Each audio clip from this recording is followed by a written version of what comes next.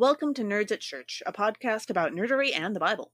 I'm Pastor Kay, and I use pronouns like she and her. And I'm Pastor Emily, and my pronouns are they, them, theirs. In this episode, we'll discuss the 14th Sunday after Pentecost, also known as Proper 19 or Lectionary 24, which this year falls on September 11th. We have one content notification for this episode. We talk about Islamophobia and white, usually Christian nationalism when discussing the deep dive.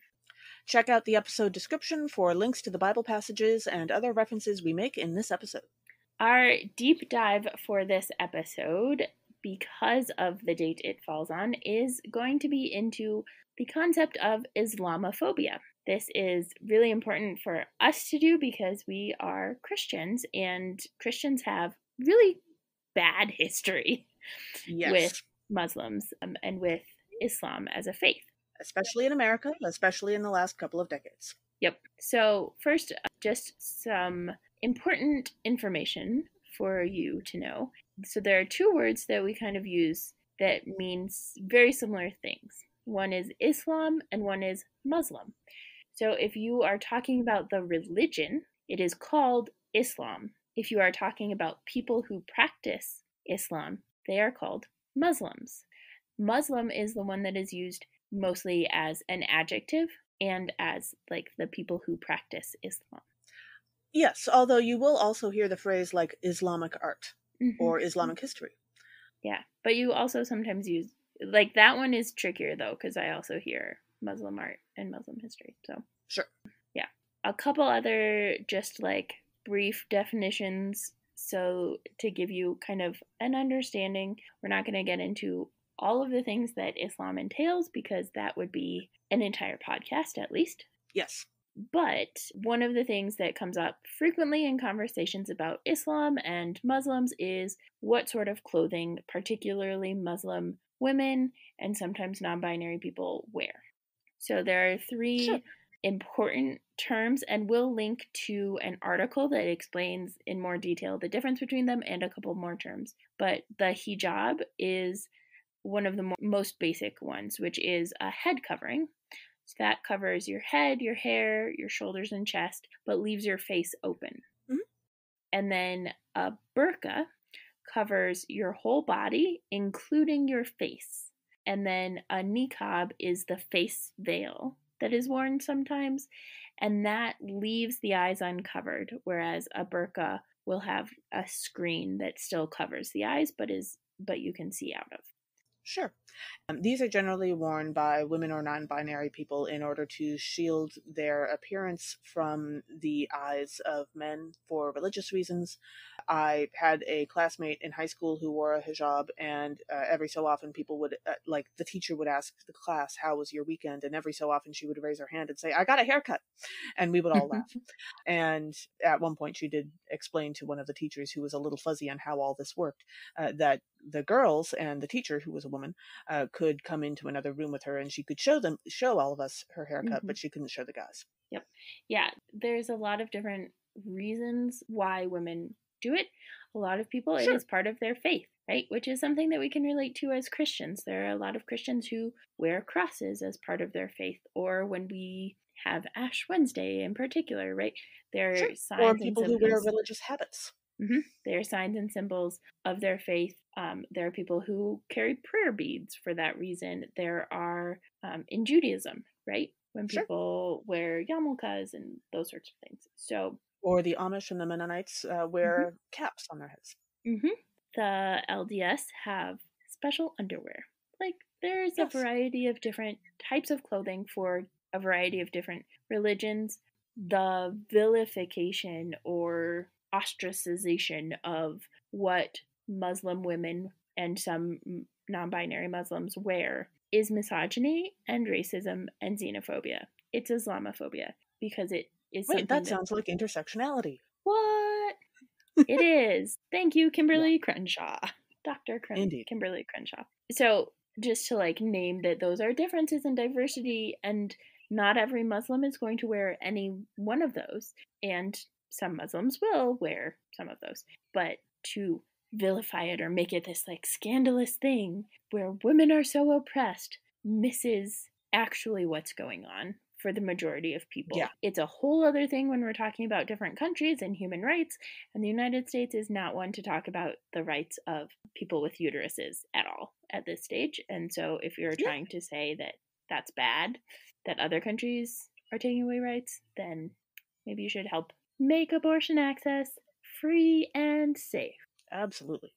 So, given all of that preamble / important definitions and explanations, we're talking about Islamophobia because Islamophobia, which is technically fear of Muslims, is connected to xenophobia in particular, and it is not something new. It is something that is very connected, particularly to Christianity. When you think all the way back to like the Spanish Inquisition, the Crusades, right? These all took place and were violent Christian actions against Muslim populations. Yeah. And up until around 2001, things were not at a Crusades level, and there still Things really was. seemed to be getting better for a while there.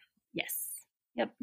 There still was Islamophobia. Nobody is saying that Oh, sure. ever was eradicated, but it was not as bad. And then after the terrorist attacks on 9/11, 2001, Islamophobia skyrocketed in the United States in particular.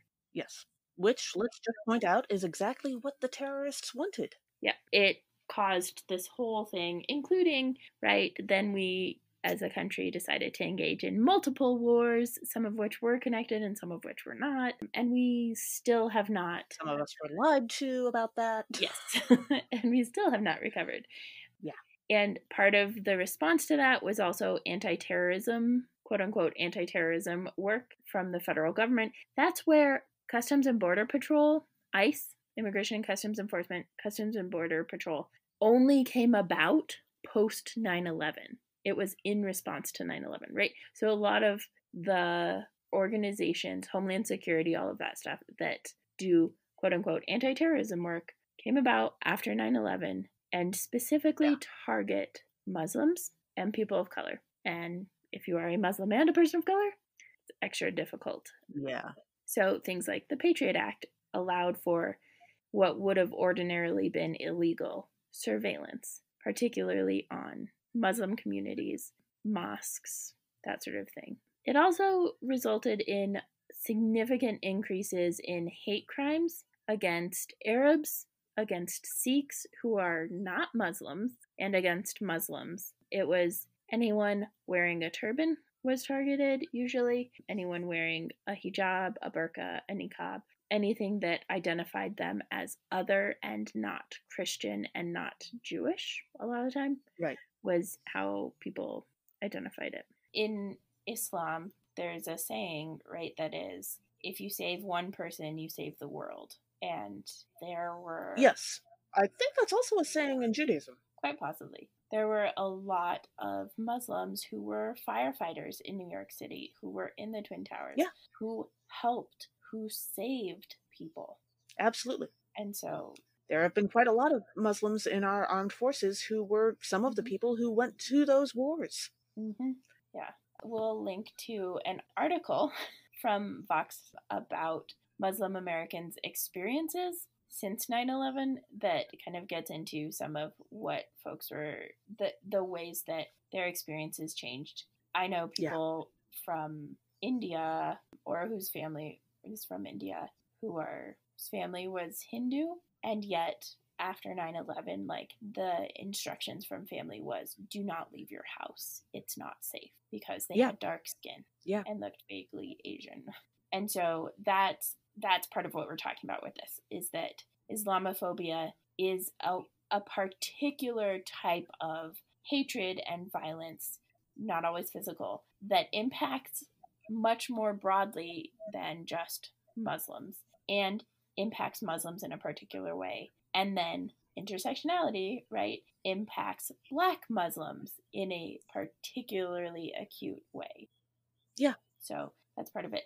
Also, Muslims continue to be treated as this, like, great terrorist threat, when in fact the greatest terrorism threat in the United States for several years now, according to several studies, including studies from the Southern Poverty Law Center, is actually domestic terrorism from white supremacists and white, often Christian, nationalists. Yeah. That is the largest terrorism threat. By a good margin.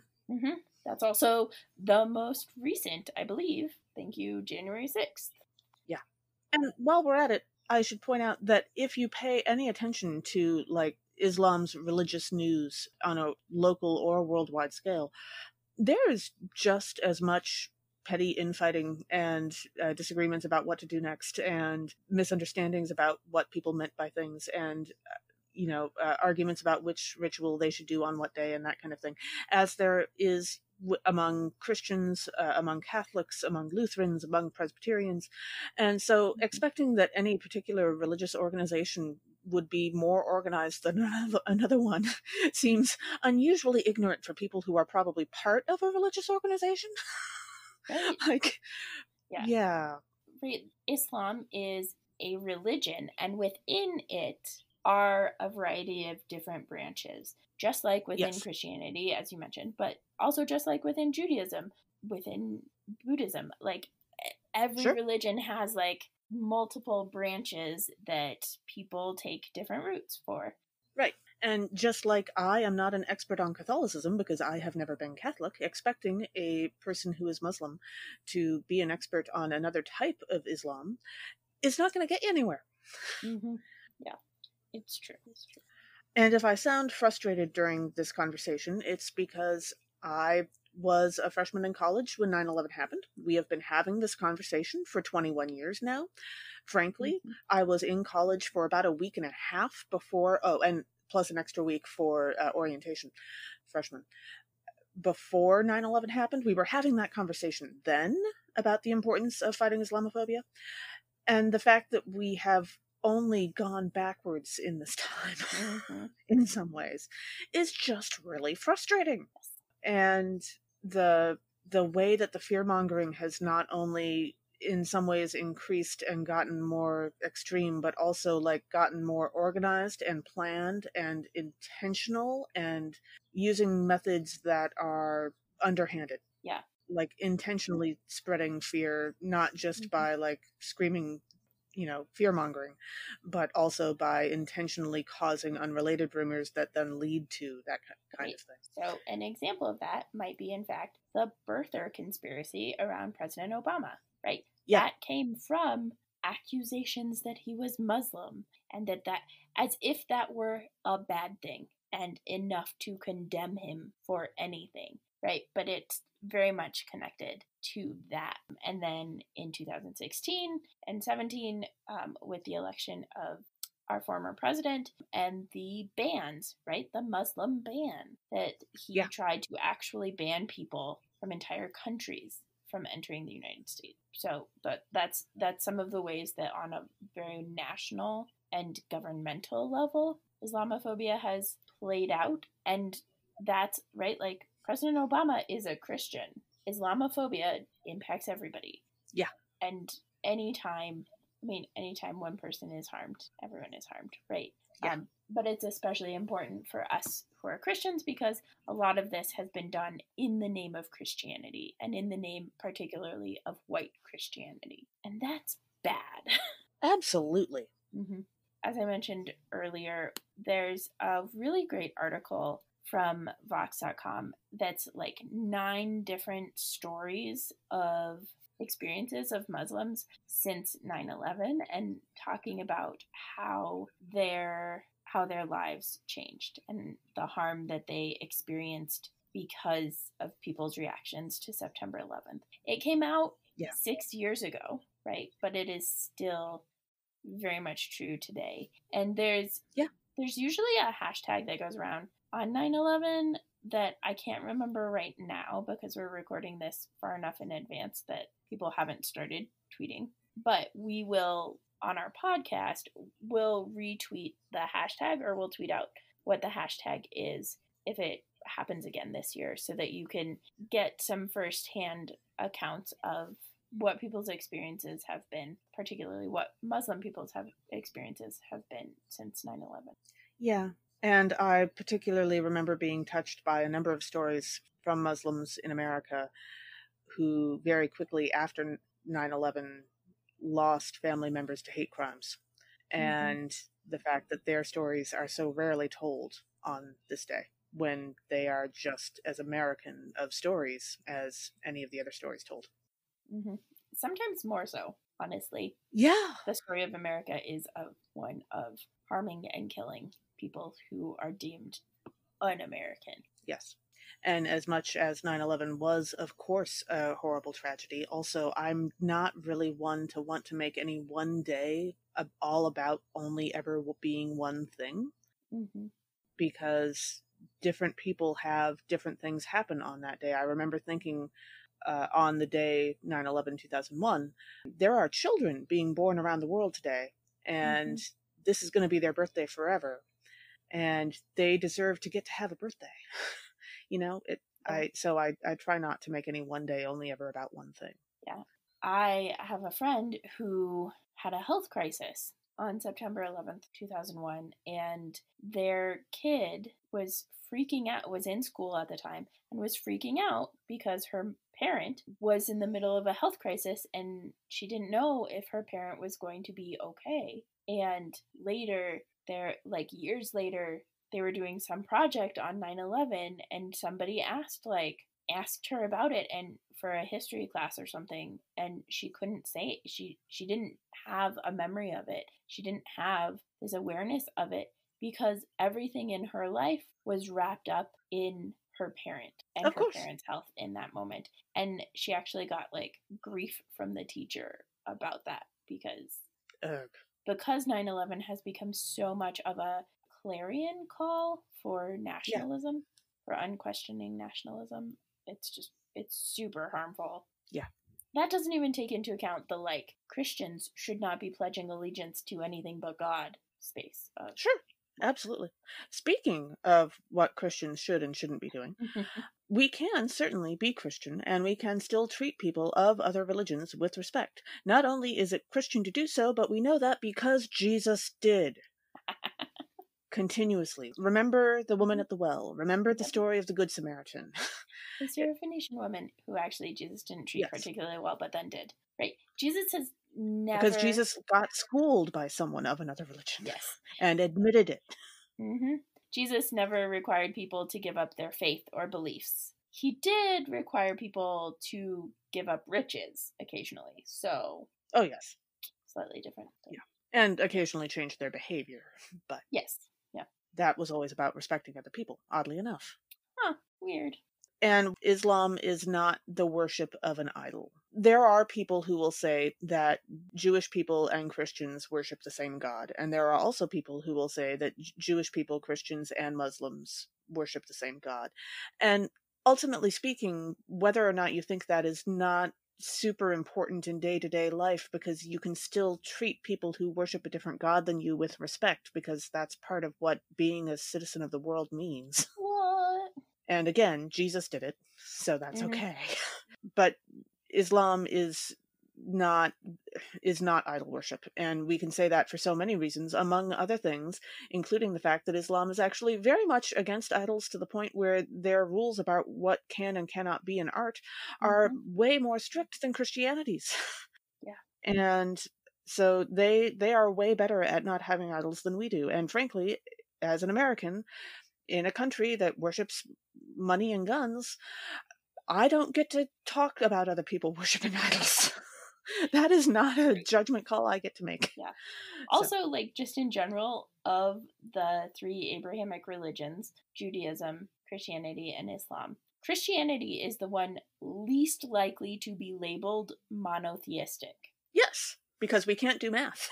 because we can't do math, right? But the core tenets of Islam are that there is no God but Allah. Allah is the word for God in Arabic. Christians who speak Arabic say Allah and pray to Allah, which means God, just as much as other people who speak Arabic. Right? So that's one tenet. And Muhammad is God's prophet. Those are like the two core things for Islam. versus Christianity, which is like, well, there's like three, but also one, and Jesus and the Spirit, and I don't know. Yeah, it's complicated. Right? I think that explaining the Trinity to someone who's not Christian and didn't grow up around Christianity is kind of like trying to explain baseball to someone who's never seen a game. There are some things that it's easier Yeah. to explain if you're like watching it, but Yeah. it's hard to watch the Trinity. That is true. So, yeah. That is true. Muslims, Jewish people, and Christians are all considered people of the book, according to Islam, which means that we have relationships with each other, relationships of respect. Relationships with the same scripture. Mm-hmm. I don't know if we've talked about it here. I've talked about it in a variety of places, but for example, when we're talking about Isaac and Ishmael, right? They're both children of Abraham, and they are all three religions trace their ancestry. Islam traces through Ishmael, Judaism and Christianity trace through Isaac, but there are stories that are shared. There are stories about Ishmael that are shared between them. There are stories about Isaac that are shared between them. There are stories that in one version are about Isaac and in another version are about Ishmael. Yeah. It depends on what you are reading, which calls to mind that if you want to know more about Islam, a great thing to do is to read an English interpretation of the Quran. When I say interpretation, it is what I have been told to call it. Yes. Because part of what that does is recognize that every translation involves interpretive decisions. Speaking of things that Islam is better at than Christianity. Yup.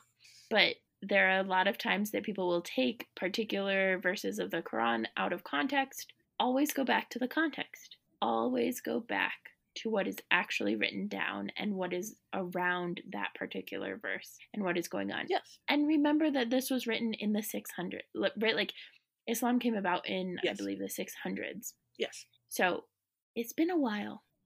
And when you're done with that, go back and reread some of the Bible and imagine how some of those verses could be taken out of context. Because let me tell you, they are all the time. Yeah. Yeah. It's badly. Yep. It's similar to how Paul was progressive for his time.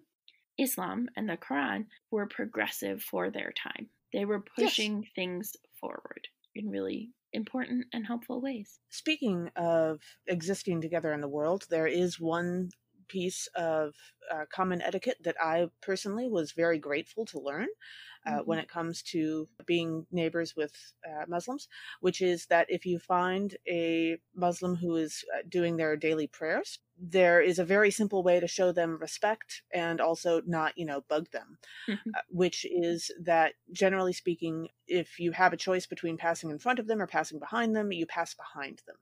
On the other hand, if they've placed an object in front of them, like say a purse or a chair or a bag or something like that, they have done that intentionally so that you can pass not between them and the item, but in front of the item, so that you're passing between the barrier that they've placed between themselves and the rest of the world, basically. Yeah. So the barrier is between you and them. Yes, exactly. And they've done that so that you can politely pass them while they pray. And they won't be in the way of traffic. So that is a very simple piece of etiquette. The daily prayers happen 5 times a day and only take a few minutes. And therefore, if you need something from that person, just wait. It's not going to be long. Yep. They'll be done in a second. When it comes to praying, also, we had this dilemma of like, how do you not get in front of prayers? When I was a hospital chaplain, because the hospital used to be Methodist. So the hospital originally had a lot of Christianity and the chapel reflected that. And so there's a lot of work that they were doing to figure out, but because of the direction that Mecca was, which is where Muslims face when they pray, it was really hard to figure out a place where someone could pray. And if somebody accidentally came into the chapel at that time, they wouldn't accidentally walk past them. And one of the things that we ended up kind of figuring out is that a lot of chapels and churches have like altars or altar rails, right? So if we could put a rail up, or a rail that might already be up for something like a communion table or something, then that would work as a barrier so that the person was not mistakenly like praying to a person, but it would continue that. which is really great. Yeah. Speaking of Muslim prayer, I would also point out that if you need adorable animal pictures in your life, more so than you have already, try Googling Muslim prayer mat cat or some variety of that. And it turns out that it is fairly common for Muslim families that have a pet cat, which is fairly common, to get the cat their own prayer mat, because otherwise the cat will try to join you on yours, which gets in the way, or they'll try to climb in your lap, or they'll try to claim the mat as their own and not let you use it. Because that's just who cats are. And so there are so many pictures and videos online of cats and prayer mats, and they are all just wholesome and adorable, and I love them all. So by all means, look for those. They are great fun. And if you're looking to learn more about Islam and the things that Islam and Christianity have in common, or the many ways that we can exist well together as neighbors, there is a Bible study and community conversation resource basically called My Neighbor is Muslim, that was put out by Lutheran Social Services of Minnesota. And I've used it. Emily, I believe, has used it. Yes. It is a great resource. We would absolutely recommend it. It is a fantastic resource. It does this really great side-by-side comparison of different points. It talks about like who is Jesus to Muslims and who is Jesus to Christians, and compares. It was fantastic. We actually did it as a series. So we worked our way through it as a community, and then shout out to the Rochester Muslim Community Circle, because they, at least at the time, and I think they still do, did Saturday open houses. And so we did the whole study and then went to the open house, and we were invited to ask questions and that sort of a thing. I definitely recommend, right? Kay and I are doing this on Islamophobia because it is necessary before actually learning like more about Islam, right? We want to tackle the like, here's how not to harm people, right? First step, do no harm. But the study that Lutheran Social Services of Minnesota came out with is also a great resource as a do this study, and then if there are Muslim communities or Muslim community centers or something that are doing like open houses or that welcome visitors, then contact them and see if you can go to a meeting or something, because it is important to be in relationship with people, but it is important to do the work of understanding the basics before going and expecting someone to explain everything for you and teach you everything. So like you'd be surprised and probably a little unhappy if a atheist who had never met a Christian before showed up at your Good Friday service and instantly demanded that you explain everything to them. So don't do that to other people. It's rude. Yep. So while you're learning about Islam and Islamic culture, you may be looking for media to consume. And so let's start with things you can read. I know that I very much enjoyed several of the first bout of the Ms. Marvel comics starring Kamala. Yes. Kamala Khan is amazing. Yes. And also embiggen is absolutely a word we should all use more often. Embiggenify. I love that. Yeah. She has a great sense of humor, and also her world is so beautifully created. Yes. She is a Muslim girl from New Jersey. It's great. Yes. It's fantastic. Also, those of you who have been listening to the podcast for any length of time that is at least, I believe, a week or two, have heard me refer to Ember in the Ashes, which is a 4-book series by Saba Tahir. It is set in a fantasy world. It is written by Saba Tahir, and she is Muslim, and so there are a lot of things from folklore and those sorts of things that definitely come to play. And while Islam is not a religion in the books, there are some beautiful connections and ways that like I notice things from Muslim cultures that she does. Yeah, much in the same way. The novel Dune by Frank Herbert is set way in the far future and therefore does not actually mention Islam as a religion specifically, but there is a culture in the book that borrows very heavily from Islam, and he did an outstanding job of his research. And I've spoken to quite a few Muslim people about that book, and they all say that yes, he absolutely did his research. And so it's outdated by now, but it's definitely an interesting way to get a look at the culture on its own. Yeah. Also, the young adult fun romance book, Yes, No, Maybe So, is a book by Becky Albertalli and Aisha Saeed. It is a lovely book about a Jewish boy and a Muslim girl and political campaign summer during Ramadan in the suburbs of Atlanta, Georgia. And I thought it was really cute when I read it. And Albertalli and Saeed each write, like the chapters alternate between the characters, and so they each kind of write their character. Nice. Yeah, it's super cute. Also, the graphic novel Persepolis. I'm not sure if I'm not 100% sure on how to pronounce that because I've only ever read it, by Marjane Satrapi, is a graphic novel memoir, and there's a second part to it too that I've read, but it's her experience as someone who was born and initially grew up in Iran during the Islamic Revolution. And so that experience of growing up there and then moving and that sort of thing. Also, a shout out to Stephanie Kaler, librarian extraordinaire, who recommended Hani and Ishu's Guide to Fake Dating by Adiba Jaigirdar, which sounds really delightful and is also queer. Mhm. Also, The Reluctant Fundamentalist by Mohsin Hamid. I've read that. It's like intense and very deeply thought provoking and a little bit unsettling. Okay. So just know that as you get into it. And then Does My Head Look Big in This by Rhonda Abdel Fattah. The only one of those three that she recommended that I've read is The Reluctant Fundamentalist, but the other two sound really quite delightful. Sure. And if you need an additional webcomic in your life, look for Yes, I'm Hot in This by Huda Fahmy, which chronicles the life of a veil-wearing Muslim woman in modern America, and is usually very lighthearted and funny, and every so often just smacks you across the face with emotion in a completely unexpected way. But it's generally very funny, and very often you also pick up useful things not to do. Nice.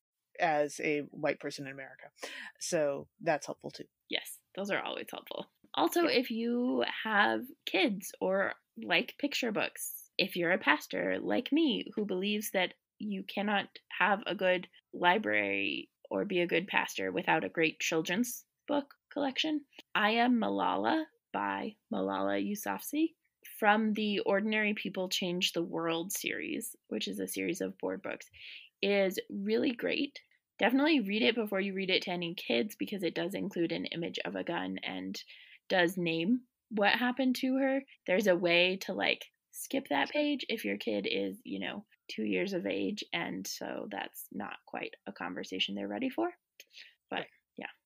And then if you'd rather watch something instead of reading something, of course, there is the 6th series of Great British Bake Off, which was wonderful for so many reasons. But of course, one of them was the woman who won, Nadia Hussein, is Muslim and did a lovely job of sharing some common Islamic baking projects with the crew and cast and us.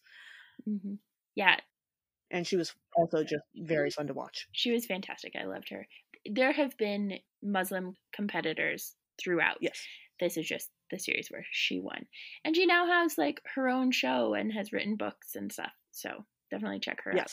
Also, the new Ms. Marvel with Kamala Khan is not just comics anymore. There's a show on Disney Plus, which just recently came out, which is fantastic with a little bit of complicated. There's definitely complicated stuff with terrorism there. So if you're trying to avoid that, you can. But I loved it.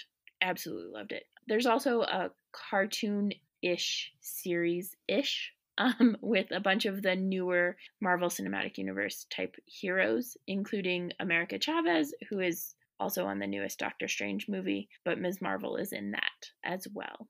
And shout out to Andrea M. Sahuri, who is a journalist extraordinaire, in my opinion, who I got to know when we were both living in Des Moines a little bit. Got to know of her and interact with her when we were both in Des Moines. And she recommended Rami, which is a bit of an older show, but they had great Arab consultants on it, and Mo, which is a new show on Netflix. And both of them are ones that specifically she was tweeting and told me, tweeted a thing about the shows, and specifically that they're both shows that aren't about terrorism or the CIA or death and destruction. So, yeah. Speaking of which, there's also a older TV show that you can still sometimes find on YouTube or around the internet and other places called Little Mosque on the Prairie, which is not American. It's Canadian. So you get to hear people speak not only with Canadian accents, but also occasionally you get to hear Arabic spoken with a Canadian accent, which is fantastic. Really interesting, even as someone who, I don't speak Arabic, but I took some Hebrew, and you can definitely hear the difference. Yeah. And it's a lovely show about a Muslim community in a very small town out literally on the prairie of Canada, and how they get along with their neighbors. And it's just everyday life. It's not super dramatic or anything. And I just tend to think of it as a very sweet show. And of course, if you do need to have the heavy conversations with people about Islamophobia and terrorism, still one of the better resources that I've ever seen is that episode from West Wing, which came out in one of their later seasons just after 9/11 happened. It was one of the first regular episodes of television to come back on air after 9/11, and they did a lovely job of having the main cast interact with a classroom full of students who were in the White House during a lockdown, and they went through all the major talking points, and they did a lovely job with it. Yes, and that was So I still recommend. They specifically made it an anachronistic episode, so it wasn't part of it's not part of the timeline. It's not really attached to any one particular incident, and you can watch it anytime, and I really value that. Me too. Also, they pulled off some really good jokes, which I just want to acknowledge that in that time and space of the culture was really hard to do. So good for them. Yep. Our first reading for this episode is from Exodus chapter 32, verses 7 through 14.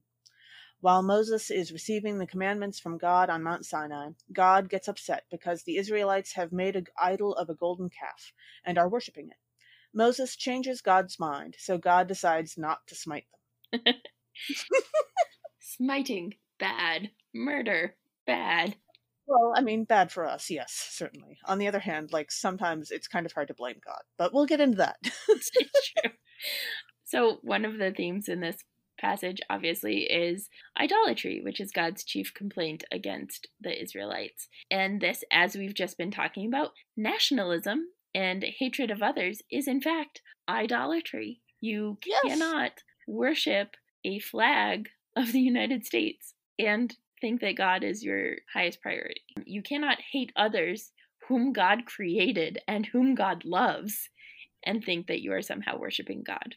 So also, the response that people have to the ring in Lord of the Rings would fit very well with idolatry. So there's that too. But please don't be a white nationalist. I mean, absolutely. But in general, yes, murder bad, white nationalism bad, absolutely. Yeah. So in verse 7, we read, "The Lord said to Moses, 'Go down at once. Your people whom you brought up out of the land of Egypt have acted perversely.'" And this verse has such delightful, frustrated parent energy to it. This whole thing of God saying, "Your people whom you brought up out of Egypt." God, buddy, these are your people, and you brought them out of Egypt. And you, in fact, told and Moses yet this sounds somewhat things. like... Yes, and also that all happened about 5 minutes ago. Yep. It sounds so much like the parents from the Calvin and Hobbes comic strip saying to each other, "Do you know what your child has done now?" It also sounds like my family when talking about any of the relations. Oh, yes, my parents absolutely said that to each other when they were still married to each other. But yes, absolutely. Yep. That is a perfectly normal parenting thing, I'm given to understand. Yeah. And then in verse 9, we read, "The everlasting said to Moses, I have seen this people, how stiff-necked they are." This is so real. When my neck is stiff, I cannot turn my head at all. I can't look at a new thing. Like, I go one direction and I just keep going in that direction. So I actually this. I was like, oh, this idiom, it makes sense. I understand it. This is biblical? I didn't realize. Yes, absolutely. And then in verse 11 we read, "But Moses implored the Lord his God and said, O Lord, why does your wrath burn hot against your people, whom you brought out of the land of Egypt with great power and with a mighty hand?" And so here Moses reminds God, actually, that whole bringing out of Egypt thing, that was you. And God, not only that, but you literally saved these people, like I said, about 5 minutes ago. Mm-hmm. So maybe calm down a little bit. I was told that you were slow to anger and abounding in steadfast love. So what's up with this, little temper tantrum that you're having? And then I thought, or are these the early trials that taught you so much patience? And much like how in the movie Mulan, Mulan had to go through army training in order to reach peak conditioning and be able to put up with all the stuff that happened later in the movie. Specifically, she had to go through an army training montage. Yes. And it's a wonderful montage. And it had to be then a at song. the end, Li Shang really wants to flirt with her even more and is so confused. Yep. Which is the goal of all gender nonconforming people everywhere. Blah, ha, ha, ha, ha. Well, except for the ace ones, but yes. Well, yeah.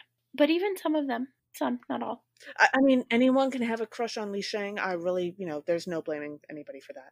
That's fine. It's true. It's true. And then the second half of verse 12, Moses tells God, "Turn from your fierce wrath, change your mind, and do not bring disaster on your people." And I love that God actually changes God's mind. Right. That is huge and not something that we pay enough attention to. Also, this isn't the only time. Right. It's not at all the only time. And it reminded me of, I think it was in Captain America Civil War, where the Avengers split into two groups and they're both super stubborn, and one is like, we go with the government on everything, and one is like, no, they can't be trusted, and they're both vigilante groups, so it's a whole hot mess of complicated stuff. I don't need to get into this conversation with you right now, but I would not agree with that summary. But I would say that some of that definitely could have been solved by locking a couple of people in a closet for a few hours and just letting them argue it out.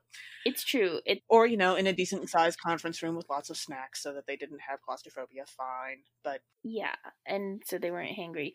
It's true, but what it is, right, is this, ridiculous stubbornness of, in particular, I believe, Captain America and Iron Man. Yes. Right? Absolutely. And they just And if they hadn't been so stubborn, they wouldn't have made themselves look so foolish by having a giant fight in the middle of a German airport parking lot, which is one of the silliest places I can imagine having a giant fight. Also true. But eventually somebody had to change their mind, right? Eventually they got enough information or something and they changed their minds. This just reminds me of that, of okay, you can be stubborn, but eventually give it a rest, please. Maybe. And if you find yourself in an airport parking lot having a major argument with someone, maybe have a snack, get a nap, try again tomorrow. Yeah. And then our second reading for this episode is 1 Timothy chapter 1, verses 12 through 17. The author reminds the readers of their own previous disobedience to Christ, in order to remind them that Christ's grace is for all those who actually need grace. So this one was the hardest for me to come up with stuff for, and I was talking to my sibling about it, and I was like, this is so 1 Timothy is one of the books that we are fairly confident was not actually written by Paul, but by basically Paul's fanboys.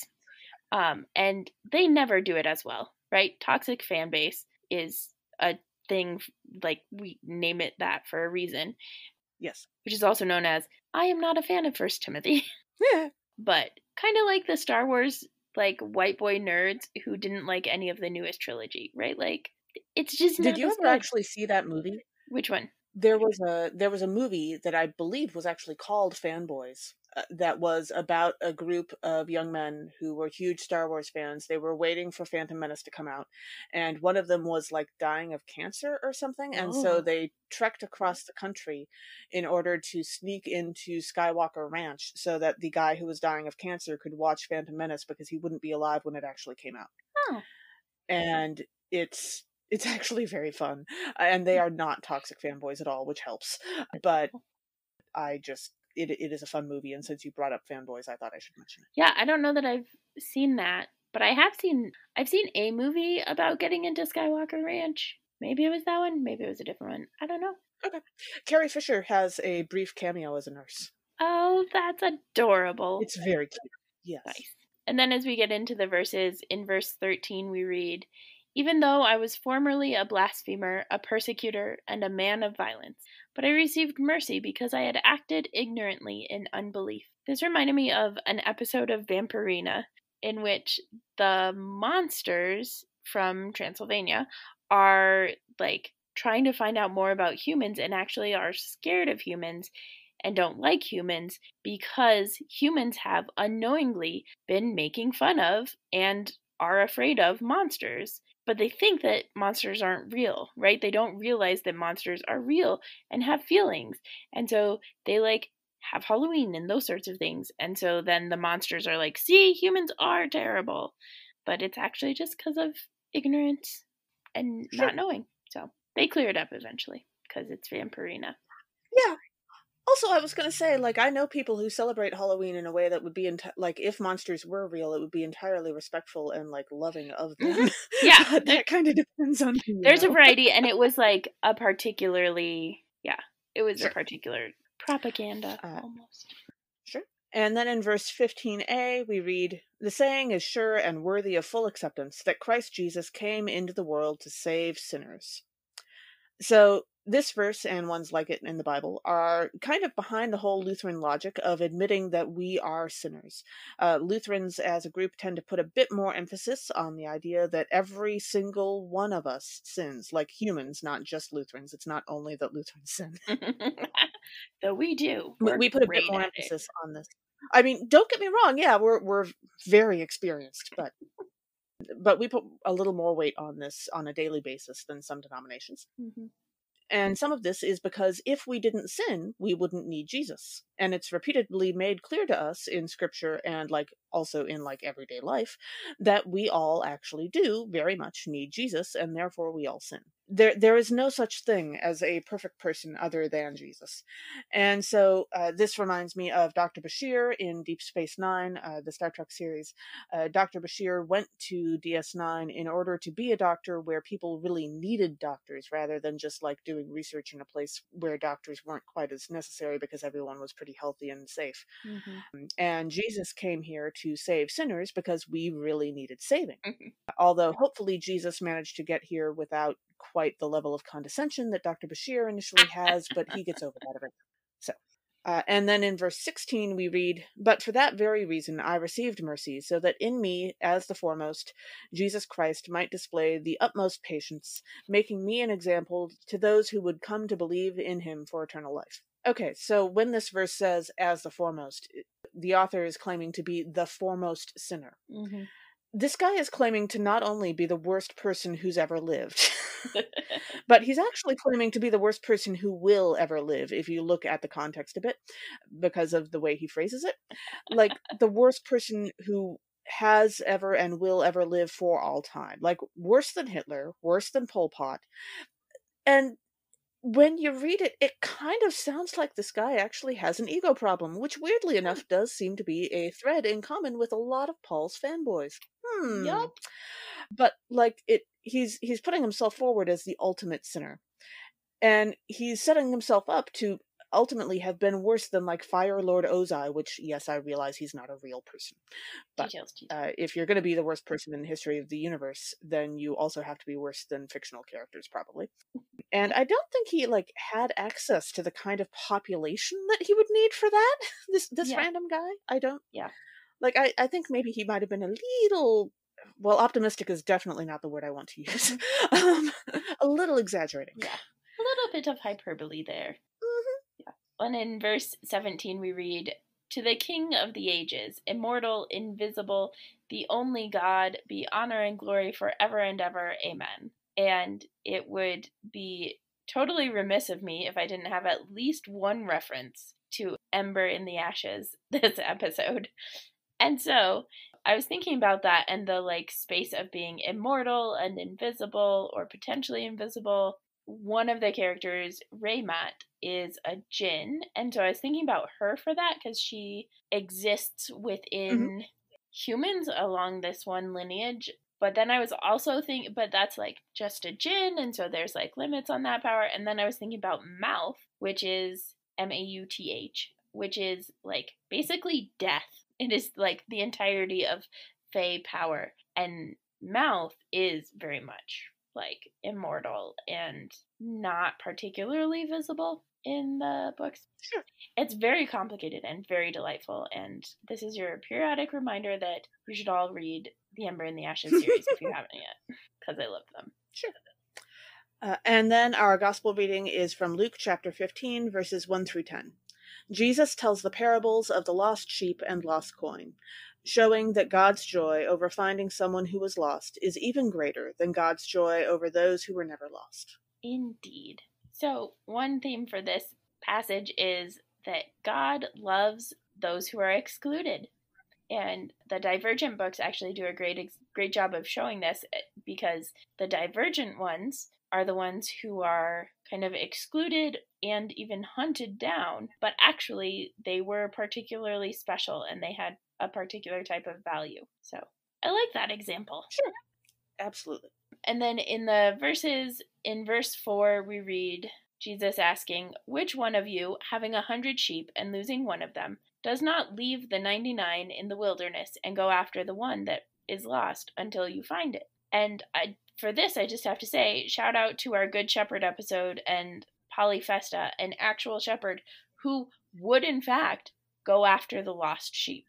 And kind of turns this on the head, where a lot of what I had heard up until then was like, meh, do you need to, like, you're not going to risk 99 sheep for one. Yes, you're going to risk the sheep because they will stay together better than this one who is lost. Right, yeah. And then in verse 5, we read, "When he has found it, he lays it on his shoulders and rejoices."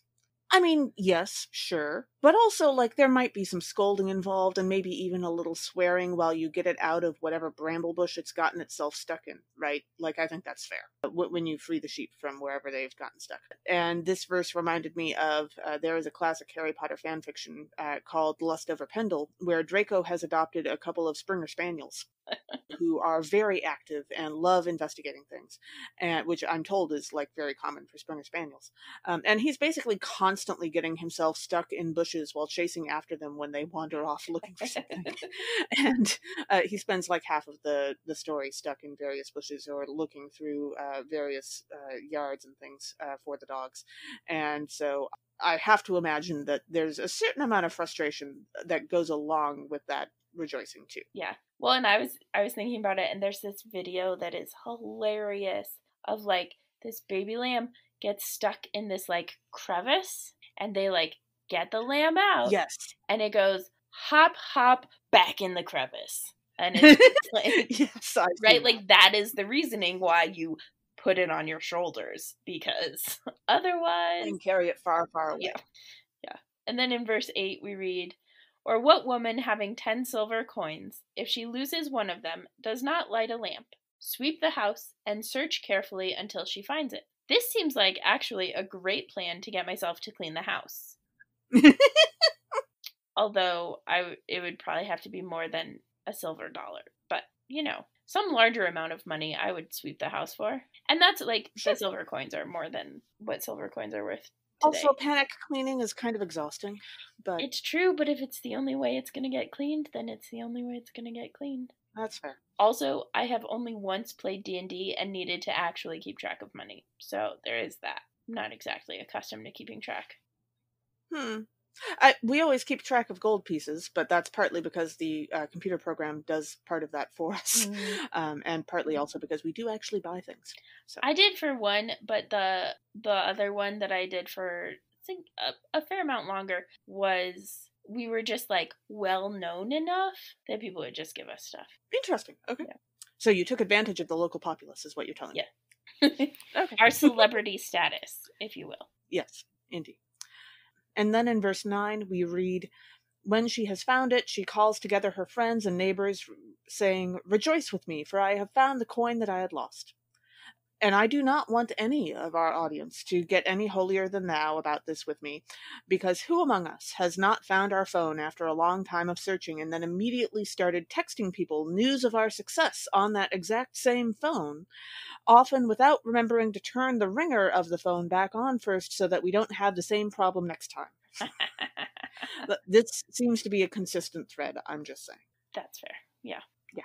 And now for our perhaps most delightful segment, let's make a Muppets musical. So I was thinking about this segment and Muppets musicals, and this doesn't quite work for one of the scripture readings, but there in 2016, Sesame Street introduced Zari, a 6-year-old Afghan Muppet. And that was that's right. Yes. Yeah. And so I was really excited about that, and we'll include like a link to that. But then also there was a New York Times article. There's a couple articles, but in 2020, in an episode called R is for Rohingya, Sesame Street created new Muppets for refugees. So Noor and Aziz are Rohingya Muppets, refugee Muppets. Sure.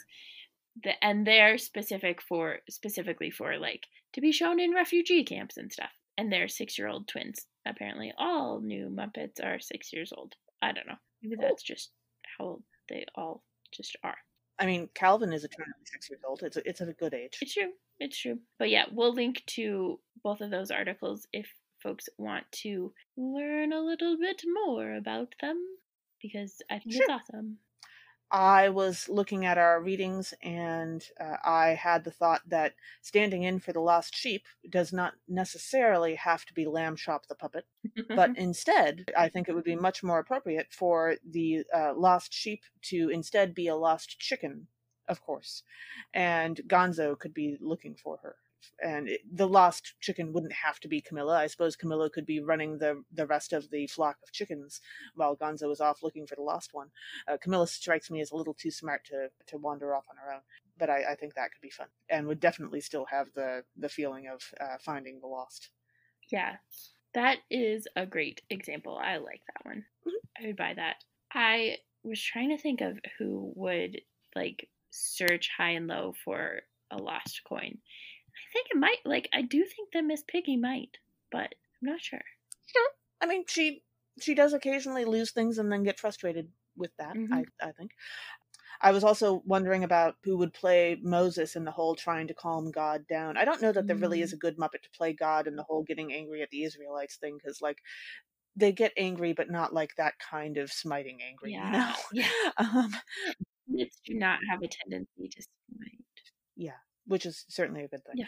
But Kermit could definitely pull off the whole calming God down thing and be Moses. I'm not usually one to say that Kermit should be Jesus, but I think Kermit could be Moses in this moment. So, okay, I can see that.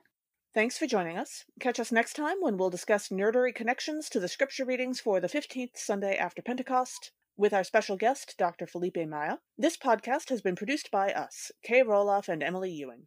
For more fun, check us out on Twitter and Facebook at Nerds at Church, or contact us at nerdsatchurch@gmail.com. Also, if you like what you've heard, rate us or leave us a review on Apple Podcasts, Facebook, or wherever you catch your podcasts. If you want access to our uncut guest episodes and interviews, live Q&As, and more, support us on Patreon at patreon.com/nerdsatchurch. It is cheaper than... Is it cheaper than buying all of the Ms. Marvel comics for yourself? It's true. It is cheaper than buying all of the Ms. Marvel comics for me. Please do one of those two options. Also, let us know on Facebook or Twitter who you would cast for Let's Make a Muppets Musical for this episode. As the ancient Christian said, Pax Vobiscum.